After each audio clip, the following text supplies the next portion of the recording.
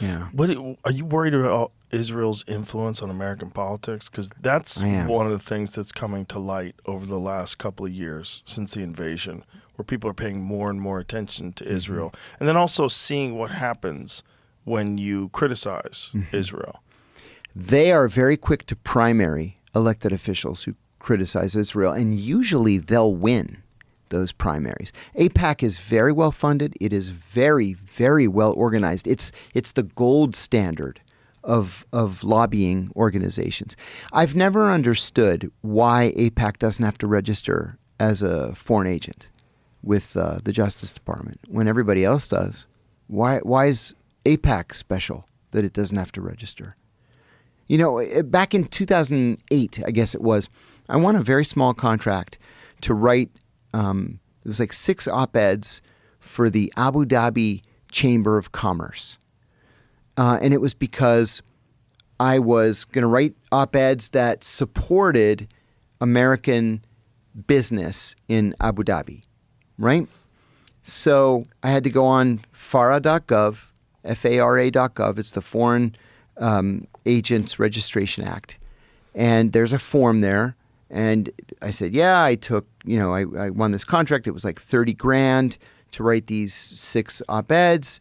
And the source of the income is the Abu Dhabi Chamber of Commerce. And here's my name and my address and my phone number. Enter. Done. I registered. So if you're doing something, anything, on behalf of a foreign government, you have to register. Except if you're AIPAC. And I just don't understand that. That seems so insane. And whenever you see like just dozens of senators and Congress people going over to Israel, you're like, oh man, my very first week in the Senate Foreign Relations Committee staff, these lobbyists came in. It was a parade of lobbyists all the time, every day. They're coming in asking for something. So these 2 guys came in, could not have been any friendlier. Hi, welcome to Capitol Hill. I said, oh, thanks. It's not my first go-round. I've worked on Capitol Hill before. Well, we wanted to welcome you with an all-expenses-paid trip to the Holy Land. I said, thanks. No. I can pay for my own vacations, but I appreciate it. Oh, nonsense. We'll take you to all the Christian holy sites. Thank you. I've been. I don't want to go. And some of my colleagues went for their all-expenses-paid trip to the Holy Land, courtesy of AIPAC. I was like, yeah, no, thank you. Not interested. Yeah, and that's just the beginning of it. That's nothing compared to helping out your campaigns. Well, I'll tell you, I tell this story a lot, but I think it's appropriate here. I had been at the agency for 2.5 months, maybe. About 2.5 months. And I was told to give my very first liaison briefing. So this is going to be the Israeli Mossad and Shin Bet.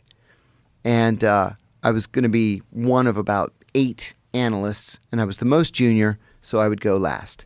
Well, we don't allow the Israelis into CIA headquarters. We used to. But every time they would come, they'd say, hey, we brought gifts. Here's a gift for you. And it's all packed full of listening devices and batteries. And every one of them? Every one of them. And we'd say, you guys, you can't come back here every single time and try to bug our conference rooms. What'd they say to that? Oh, sorry. Well, we're not sure how that happened. So we're like, yeah, you can't come in here anymore. So we rent an office where we meet the Israelis off campus. Wow. Yeah, because you just can't trust them. So that is so crazy. We go to this briefing, and it's just 2 people. It's a woman who was the Mossad officer and an older guy who was the Shin Bet officer. So because we were all overt, we were giving our true names. And first the senior political officer gives her briefing, and then the econ guy and the military guy and the oil guy, and finally it comes around to me. So I said, my name is John Kiriakou, and I'm going to brief you on Saddam Hussein's current psychology. And the Shin Bet guy goes like this. He goes, spell your name? So I spell it. And he writes it down. And he's looking at me over his glasses, and he goes, you are Jewish? And I said, I am not recruitable. Don't even think about trying to recruit me. Afterwards, I was furious. I went back to the office.